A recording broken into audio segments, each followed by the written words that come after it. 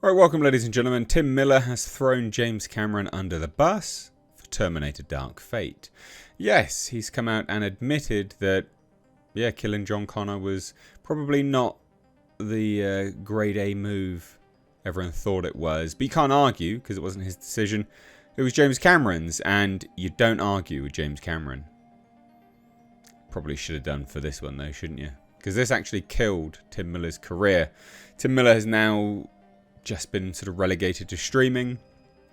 He's the guy behind Love, Death and Robots, and now Secret Level on Amazon Prime, which admittedly those things are good, obviously, but it has killed his film career. His film career is dead. I don't think he's working on anything at this point in time. But it also killed the movie. So the movie was just a disaster.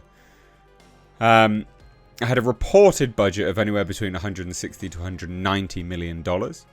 Budget here you can see is 185 million, but again, it's anywhere upwards of 190 million dollars plus about 100 million on marketing. So about 300 odd million dollars all in. Complete failure. Only did 261 million dollars worldwide. Now I remember actually doing some videos at the time of this sort of film actually filming. I had some insiders sending me pictures and details and things, and I was like, boy howdy, this is not looking very good. And I got a lot of flack actually at the time. There was whole Reddit subreddits about me, which was just really bizarre, and then it came to all be true anyway. So yeah, this was a huge failure. But like I said, Tim Miller has now done this pretty wide-ranging interview with Variety, and he does throw James Cameron under the bus, but that's fine. James Cameron has come out and owned this whole situation as well. He doesn't care. He thinks the biggest issue with Terminator Dark Fate was Arnold Schwarzenegger and Sarah Connor, actor Linda Hamilton, being in the film. Okay, but let's take a look, right? So this is all for Secret Level, but he does discuss some things to do with Terminator. And also Deadpool as well, interestingly. So he says this, and this is just setting the stage. So he talks about how difficult it is to adapt games. He says you want to honour the game, but you also don't want to make the material so niche it doesn't include people who haven't played the game. We're working very closely with the developers. They give us the lore and tell us what the fans find interesting. We approach these writers from Love, Death and Robots. Many play games, so they had affinities for specific games. They pitch us stories set in these worlds. We pick the best. They write a prose version of the story, a short story. Basically, John Scoutsey wrote one. Peter Watt wrote the Armored Core episode. He's one of the most interesting science fiction writers out there. It's different voices from a wide variety of genders, ethnicities and backgrounds. It's not just two white guys sitting in a room. Why do you even need to say that? Fucking woke moron. What affects the look of the animation? The feel of individual episodes is a refined version of what you play the game. What you see if you play the game. But with Mega Man or Pac-Man, for instance, the door's open to do anything because there's not one look. Then we go into Love, Death and Robots mode of what's the coolest way we can tell a story. With Dungeons and Dragons, there's been a recent film treatment. We weren't worried about stepping all over that. Here, the developer told us the focus needed to be on his 5-headed dragon. They said, we want a dragon like you've never seen effing dragons before. That was the goal of the short. I'm getting to the James Cameron business. It's coming up now. So do you look at other video game movies for inspiration? No, honestly, I don't.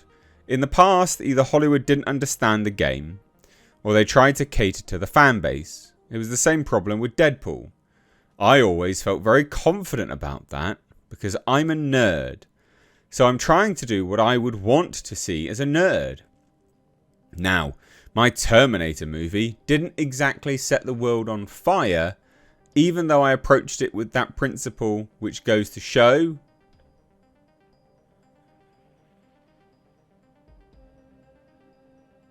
so you approached it from the perspective of, I'm going to do what I want to see because I'm a nerd. So, law of averages means some other nerds might like it? I guess so. But it wasn't exactly a big success. That's a really dumb approach as well, by the way. I'm a nerd, therefore other people, they're just like me. Shut up. Oh, here we go. How did that feel? Nobody set out to disregard someone's closely held childhood dreams. It's no cause for vitriol, says the guy who said, like, if you don't like the film, you're a misogynist, basically. And the two female leads are scare people because people are misogynistic trolls or some nonsense like that.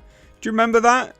There's no cause for vitriol. Oh, shoes on the other foot now, Timmy. Timmy boy. That's mad. You're talking utter nonsense. A lot of people didn't like Terminator Dark Fate for reasons I had nothing to do with. You instantly annoyed people with that very stupid comment about it's going to upset and scare misogynists. Like, no one's scared of these people. And this weird, like, fan attack was really bizarre. For those that don't remember, just Google it. Terminator Dark Fate, misogynist, trolls, or something like that. And you'll come up with this weird interview where Tim Miller was basically lambasting fans that if they didn't enjoy the movie, that they were just misogynists. It's like, fuck you talking about? One, because it was the 6th film. That's not why it failed. This is Tim Miller and James Cameron's current line of dialogue, is that, you know, it failed because there's just too many of them. It's not the case at all. It's really not the case at all. And it's not the case that, you know, having Linda Hamilton and Arnold Schwarzenegger, that's not the reason why it failed either. This is just nonsense. This is absolute demonstrable nonsense. And he says, and another, because we killed John Connor at the start. Yeah, you're getting closer now. Getting closer to it. But if Jim Cameron wants that to happen, which he agrees with, by the way, he literally says, which I agree with, by the way, then that's what you do. Ha. Alright. I said at the time it was James Cameron's story, because it was. He got the rights back. He sold the rights to Skydance, and then they made a film together, basically. But it was part of his story. So there you go. Tim Miller throwing James Cameron under the bus. Well, not really, because he's like, well, I agree with him anyway. Nonsense. Absolute nonsense. Just own it. You made a dogshit film. But there you go. Love to hear your thoughts. Drop it down below. Take care. Bye-bye now.